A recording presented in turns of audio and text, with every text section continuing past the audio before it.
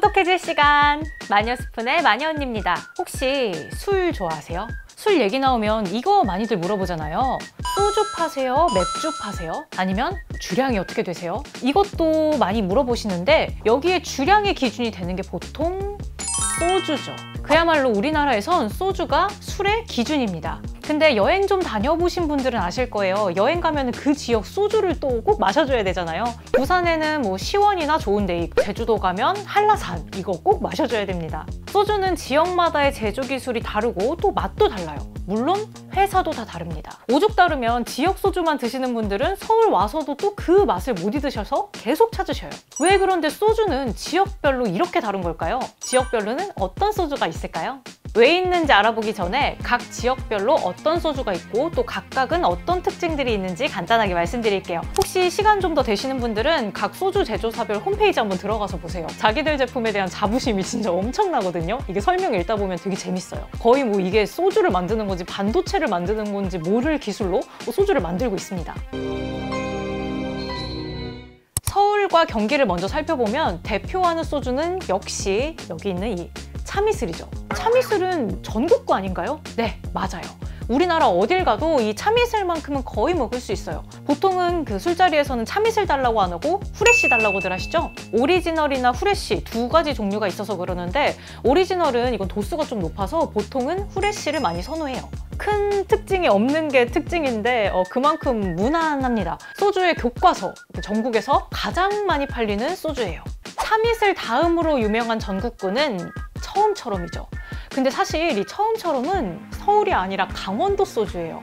강원도에서 시작을 했는데 롯데가 인수를 하면서 판이 커지고 또 전국구 반열에 오른 케이스인데 물입자가 작은 알칼리 환원수를 썼다고 하는데 여기서 이 롯데가 마케팅을 기가 막히게 합니다. 흔들수록 알코올 입자 사이에 물입자가 녹아들어서 맛이 부드럽다. 우리는 예전부터 이 소주 그냥 이렇게 흔들고 있었을 뿐인데 거기에 롯데가 이유를 붙여준 거예요. 이 마케팅으로 인해서 출시 8개월 만에 1억 병이 넘게 팔렸어요. 그러면서 넘버2로 급부상을 했습니다. 다음은 충북의 소주, 시원한 청풍인데요. 사실은 충북 자체가 좀 다른 지역에 비해서는 수도권이랑 그나마 좀 가깝잖아요. 그래서 사실 충북의 소주는 지역에서는 그렇게까지 힘을 쓰진 못해요. 아스파라긴이라고 해서 그 콩나물에 많이 들어가는 게 있는데 그게 좀 들어가 있어서 숙취 해소에는 좀 좋다고 하네요. 네 번째 지역 소주는 대전 충남의 이제우린입니다. 이제우린이 소주 이름이에요. 대전, 세종, 충남 지역에서 인기가 상당하다고 하는데 실제로 제가 충남 쪽에서 대학을 다녔던 친구 말을 들어보니까 과 교수님이 그렇게 이것만 드셨대요. 당시에는 그 이름이 달라서 오투린이었대요. 다른 소주보다는 산소가 3배 많아서 숙취가 30분 더 빨리 깬다네요. 그래서 이름도 원래는 산소를 뜻하는 오투가 들어갔었어요. 다섯 번째는 대구와 경북을 대표하는 깨끗한 아침 참입니다. 이름이 좀 길죠? 깨끗한 아침 참. 그래서 현지에서는 그냥 참소주라고 더 많이 불려요. 대구, 경북에서는 소주 달라고 하면 그냥 이게 나온대요. 참소주. 그러니까 대구 시내 중심이면은 몰라? 뭐 딴 데 가서는 아무것도 묻지도 따지지도 않고 그냥 이걸 내어줍니다. 지역민들의 사랑을 아주 듬뿍 받고 있는 술이에요. 여섯 번째, 부산과 경남에선 좋은데이와 시원이 꽉 잡고 있습니다. 이거는 많이 좀 들어보셨을 것 같아요. 좋은데이 같은 경우는 과일 소주 유행할 때 그때 발빠르게 좀 대처를 해서 수도권에서도 제법 보였어요. 원래는 시원이 이 부산에서 압도적인 1인자였는데 좋은데이가 2011년에 처음으로 시원을 넘어섰어요. 좋은데이가 약간 좀 순하다 뭐 이런 느낌이 있어서 젊은 층에서 주로 선호하고 좀 나이가 있으신 분들 혹은 센 거 좋아하시는 분들은 시원을 많이들 드셨다고 하네요. 다음은 전북인데 전북에서는 특이하게 하이트 주세요 하면은 맥주를 안 주고 소주를 준대요. 전북 지역의 소주가 바로 하이트거든요. 여러분이 아는 그 하이트 진로에서 만든 게 맞아요. 그래서 사실 별로 존재감이 없어요. 다 물어봤는데 전북에서도 그냥 참이슬 많이들 먹는데요. 실제로 지금 마트 같은 데선 이 하이트 소주는 안 팔고 그냥 업소용으로만 조금씩 판매를 한다고 하네요.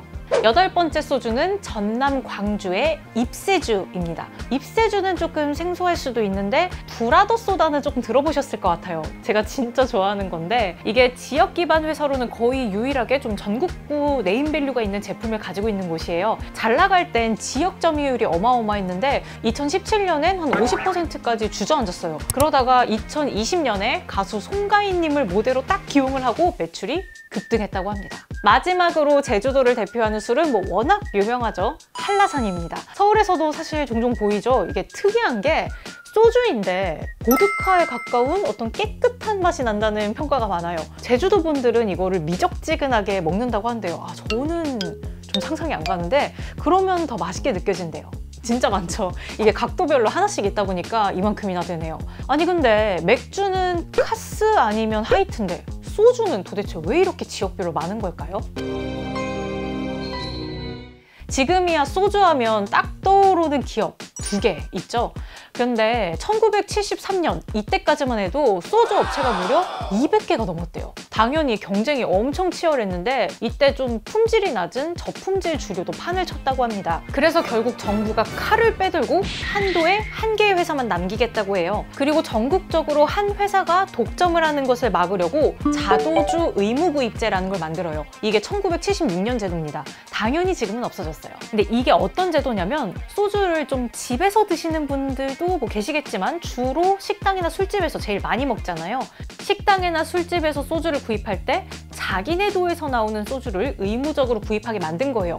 무려 50%나 구입하게 했어요. 지방 소주 업체 입장에선 정말 좋죠. 일단 지역에서 50% 먹고 들어가니까 얼마나 좋아요.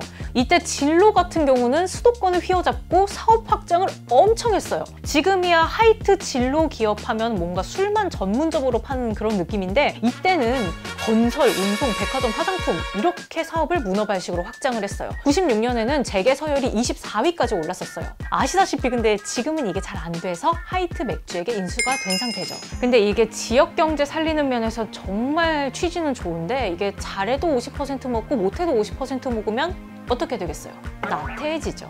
특히 모 지역의 소주 같은 경우는 품질이 정말 형편없었다고 해요. 1980년대에 이 지역으로 놀러 갈 일이 있으면 소주만 조심하면 된다 이런 말이 있을 정도였다네요. 자도주 의무구입제는 엄연히 자유경쟁에 위배되는 내용이에요. 그래서 시행되고 20년 정도 만에 헌법에 위배된다는 판결을 받아요. 지역 소주 업체들은 그야말로 날벼락 맞은 거죠. 그래서 지역민들의 애향심에 기대서 이렇게 호소를 합니다. 어디에 소주, 어디에 소주 뭐 이런 식으로요. 나름 그래도 마케팅도 열심히 하고 또 요즘에는 저도주, 도수가 낮은 술이 유행을 하다 보니까 그것도 쫓아갑니다. 신제품 개발도 하고요. 근데 솔직히 대기업 이기기 쉽지 않죠. 우리나라 1등 소주가 지금 참이슬이에요. 2019년에 이미 강원도, 전라도, 충청도 지역에서는 점유율 1위를 차지했어요. 딱 한 곳에서만 길을 못 펴고 있긴 한데 그게 경상도예요. 경상도 하면 와 우리가 남이가 뭐 이런 문화가 유명하잖아요. 그렇다 보니까 지역 소주에 대한 애정도 좀 남달라요. 부산만 해도 굵직한 지역 소주가 2개가 있었죠. 좋은데이랑 시원. 좋은데이 회사가 무학이라는 곳이거든요. 무학에서 전국화를 목표로 마케팅을 엄청 공격적으로 했어요. 그래서 전국 점유율을 10%까지 끌어올렸습니다. 하이트 진로, 롯데 주류에 이어서 3위를 차지했어요. 근데 이게 수도권에 너무 열을 올린 나머지 안방에서 시원한테 자리를 뺏겨요. 그러면서 적자 기록도 했고요. 코로나 때문에 다들 좀 힘들어하고 있는 상황입니다. 근데 무학만 그런 게 아니라 다들 지금 지역에서 입지가 좀 위험해요. 왜냐하면 사실 요즘 애향심으로 먹기보단 뭔가 감성 그리고 제품의 느낌 같은 거를 소비하는 시대잖아요. 아무래도 그런 마케팅을 중소기업이 하기가 쉽지가 않다 보니까 밀릴 수밖에 없어요. 여행 가서 그 지역의 소주를 먹는 것도 여행의 재미였는데 모쪼록 지금까지 살아남은 관록으로 오래오래 좀 더 남아있었으면 좋겠네요. 오늘의 마녀스푼 여기까지입니다. 마녀 언니의 이야기가 마음에 드셨다면 좋아요와 구독 부탁드리고요. 다음에도 재밌는 이야기로 돌아올게요. 다음에 봐요. 안녕.